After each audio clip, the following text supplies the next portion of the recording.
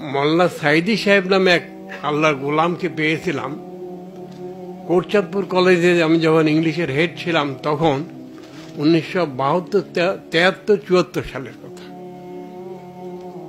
সোলাইমানপুর মাদ্রাস মসজিদের বার্ষিক ওয়াজ মাহফিলের প্রধান অতিথি।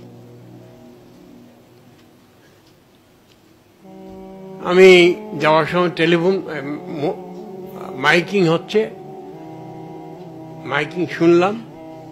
তখন আল্লাহ শব্দটা শুনলেই কলিজা জড়িয়ে যেত, সেই সময়ের কথা আমি বলছি।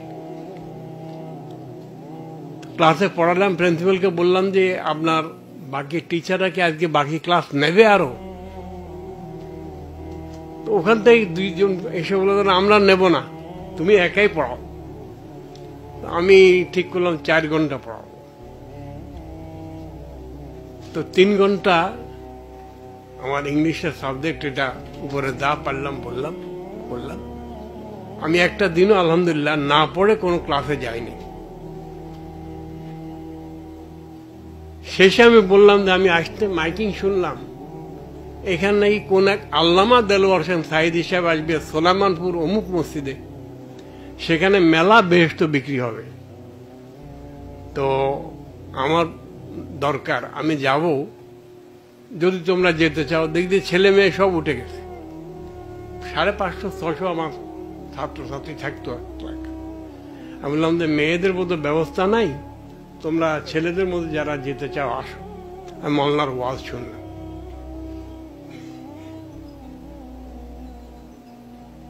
আমি কথাটা এই জন্য বলছি, এটা আমার জিন্দেগির, আমার নিজের জন্য শিক্ষা। পরে ওনাকে দোকানে, বাজারের ভিতরে একটা দোকানের দোতলায় রাখছে। আমি সকালবেলা ফজর পড়ে মসজিদে ওনার সাথে দেখা করতে গেলাম। ওনাকে বললাম যে মাওলানা, কালকে তো আমি বেস্টে কিনতে গিয়েছিলাম, কিন্তু একটা বেস্ট আপনি বিক্রি করেন নাই। তো যাই হোক, আমি আপনার কাছে আসছি, 2-4টা কথা বলবো। উনি বললেন যে বলেন, আমি অপেক্ষা করছি। আমি বললাম যে আচ্ছা, আপনাদের কোরআনের মধ্যে এই কথা নাই? তিনি বললেন যে আপনাদের কোরআনও আছে। পরে আমি বললাম আচ্ছা, আপনাদের হাদিসে, নবীর হাদিসে এই কথা নাই? কয় যে আপনাদের নবীর হাদিসেও আছে। আমি তো দেখলাম যে গুলমাল্লা মালানা। পরে আমি বললাম যে আচ্ছা ঠিক আছে, আজকে আপনার প্রোগ্রাম আলমপুর, এদিকে সোলাইমানপুর, এটা কোটচাঁদপুর, এদিকে আলমপুর, ওইদিকে ফুলবাড়ি। পরে আলমপুরে প্রোগ্রাম। মাওলানা, আপনাকে আজকে শুধু শুধু লা ইলাহা ইল্লাল্লাহ এর উপরে কথা বলতে পারবেন কিনা? আমি পারবো না, আমার আল্লাহ তৌফিক দিলে পারবো। আমি ইংলিশের শিক্ষক, ওয়াজ মাহফিলে যায় না, আমি বেশরম গেছি, সাথে অনেক ছাত্রছাত্রী গেছে, সাধারণ লোকেরও গেছে, এবং সাঁকো পের হইতে আমি পড়েও গেছি নদীতে, সেই কপোতাক্ষতে। তারপরও পেছনে আসি নাই, ভিজা কাপড় নিয়ে আমি ওই মওলানার আলোচনা শুনতে গেলাম। আল্লাহর রহমত, তিনি এর উপরে কথা বললেন। পরের দিন সকাল আবার গেলাম। আমি মাওলানা, কালকে তো আপনি এটা আপনি বলেছেন, আজকে ফুলবাড়িয়াতে প্রোগ্রাম, আপনি শুধু মোহাম্মদ রাসূলুল্লাহ সাল্লাল্লাহু আলাইহি ওয়াসাল্লাম বলবেন। আমি চেষ্টা করব, আমার আল্লাহ আমাকে তৌফিক দেন। সেখানে আমি গেলাম। প্রথমটাতে আমি 1000 লোক দেখেছি সোলাইমানপুর, দ্বিতীয়টাতে 2-2.5 হাজার লোক দেখেছি, তৃতীয়টাতে 5000-এর বেশি উপরের লোক দেখেছি। কথাটা আমি এই জন্য বললাম যে আল্লাহর গোলামের সাথে আমার দেখা তিনি করে দিয়েছেন, আর আমি ছিলাম অভুক্ত, তৃষ্ণার্থ।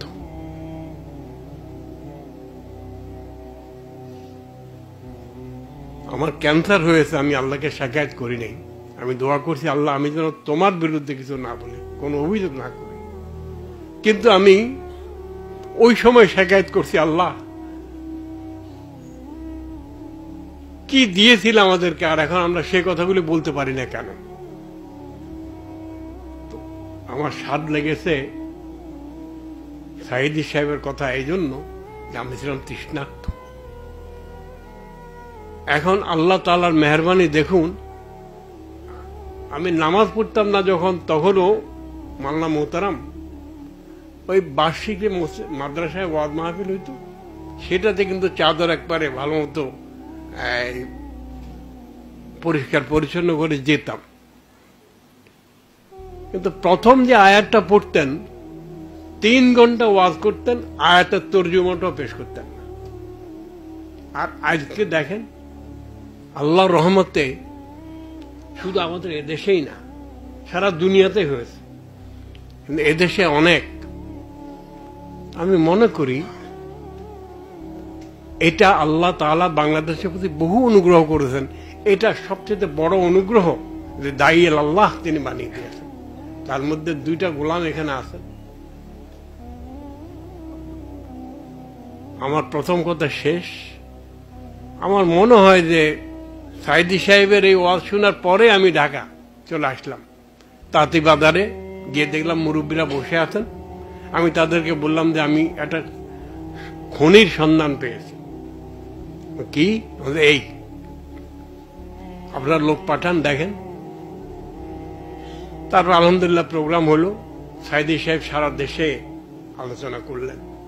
আর এখন তো না সময় দিতে পারেন না। এই বললেন না, এই গোটা রমজানে একটা প্রোগ্রাম নিয়েছেন আহমদুল্লাহ সাহেব, আর ওনারটা আমি শুনবো পরে। যাই হোক, আমি 2টা দাবি জানিয়ে শেষ করতে চাই। এর দাবি সকলের কাছে, মেইনলি এই 2 বুজুর্গের কাছে। আগের দিনে কিন্তু বড় বড় বিল্ডিং করে এই দিনী মাদ্রাসা হতো না।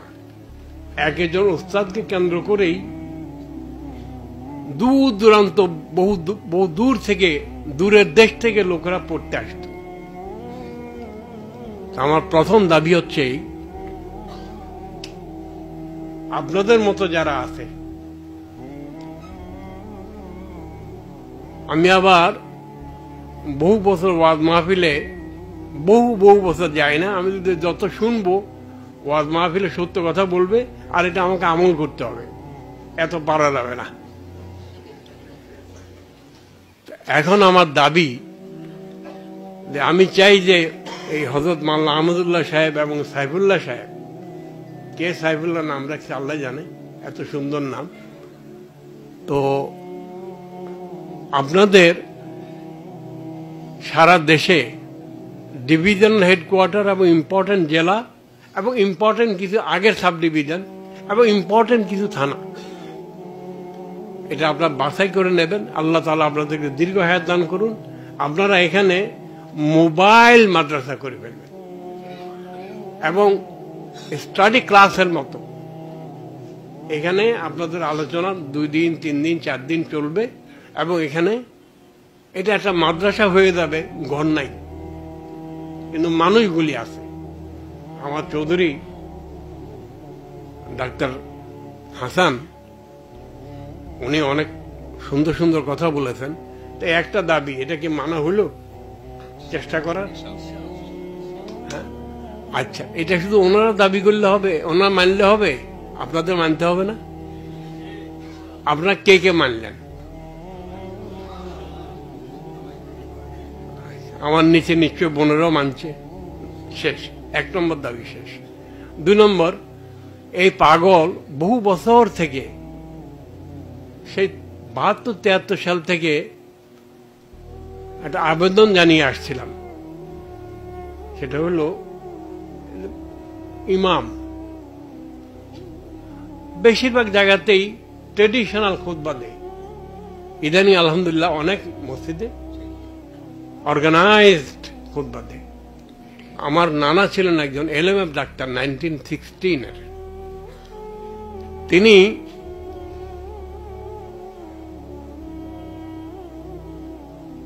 বছরের প্রথম 3 মাস যত রুগী আসুক, চিকিৎসা শেষে তৌহিদের দাওয়াত দিতেন। 4 মাস, প্রথম 4 মাস তৌহিদের দাওয়াত দিতেন, এই অল্প সময়ে। তারপরে 4 মাস রেসালাতের দাওয়াত দিতেন, না সরি 3 মাস রেসালাতের দাওয়াত দিতেন। তারপরে আখিরাতের দাওয়াত দিতেন, আর শেষে কোরআন এবং হাদিস এর দাওয়াত দিতেন, সারা জিন্দেগি করেছেন এটা। আচ্ছা, আপনারা যারা ডাক্তার, 1973-74 সালে এই ঢাকাতেই মেডিকেল কলেজে আল্লাহর এক গোলাম, আপনারা তাই কেউ চিনেন চিনেন না, এখানে আছে, আমি মেডিকেল কলেজে স্পেশাল দাওয়াতি কাজ শুরু করলাম। আমাকে কেউ কেউ বললেন যে আপনি এটার উপর এত জোর দিচ্ছেন কেন? আমি বললাম যে এমন হইতে পারে এদেশে আমরা কেউ থাকবো না, কিন্তু এই দেশ দুই শ্রেণীর লোক ছাড়া চলবে না, এক ডাক্তার আর হচ্ছে কৃষিবিদ। ডাক্তারদের যেখানে যায় তারা আলোকবর্তিকা হিসাবে কাজ করবে। আর আমি তখন ওই যে বড় কমিউনিস্ট নেতা ছিলেন হিন্দু, মনি সিং, মনি সিং অসুস্থ হয়েছে এবং দাড়িওয়ালা ডাক্তারের কাছে গিয়েছে।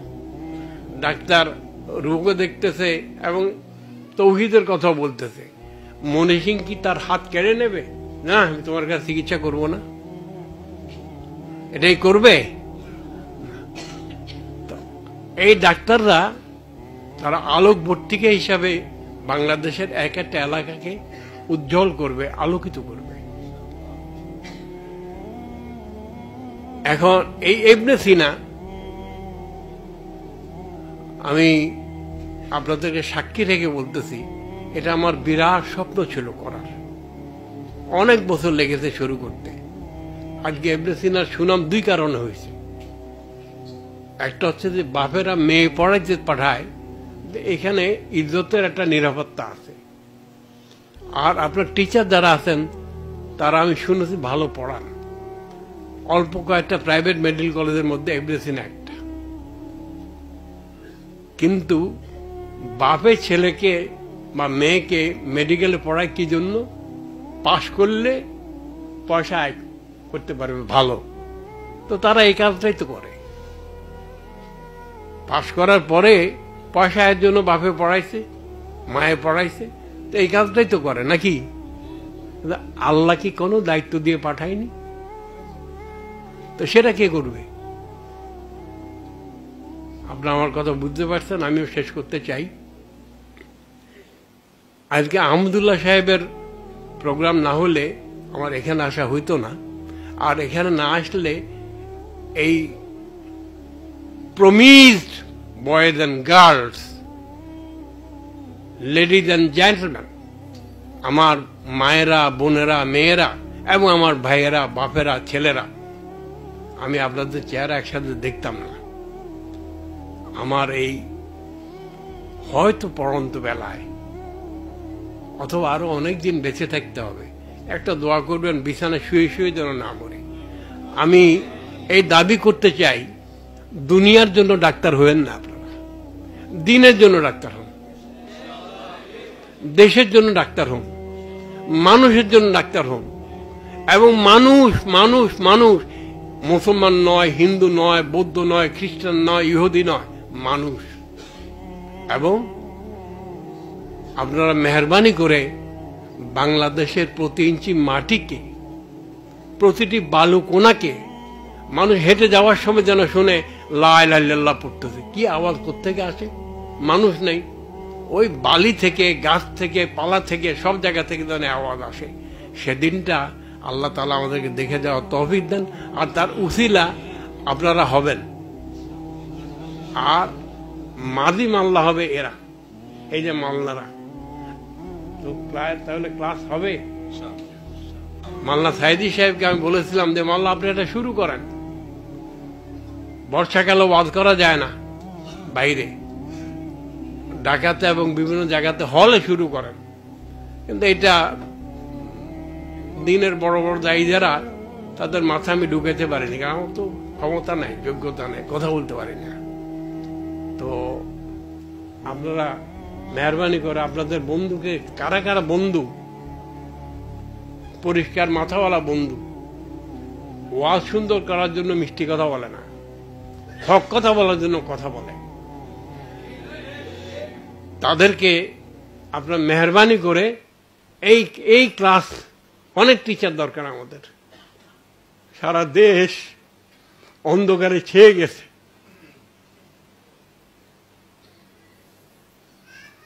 এটাকে আলোকিত করতে হইলে এই রশি আপনাদেরকে ধরতে হবে। এই নৌকা, নদীতে পানি নেই, টেনে নিয়ে যেতে হবে। যেমন ইস্তাম্বুল জয় করেছিলেন, ওই জাহাজ টেনে নিয়ে গিয়েছিল যেভাবে, সেভাবে আপনারা নেবেন। আর আপনাদেরকে আসলেই টেনে নিয়ে যাবেন কে? আল্লাহ। আমি ইবনে সিনার সকলকে শুকরিয়া জানাই। এই আহমদুল্লাহ সাহেব আর আহমদুল্লাহ সাহেবের রসুল্লাহ সাইফুল্লাহ সাহেব, তাদেরকে দেখলাম। আর এরকম একটা আপনাদেরকে একসাথে দেখার একটা লোভও ছিল, এটাও পূরণ হইল। আমি আমার কথা শেষ করতে চাই।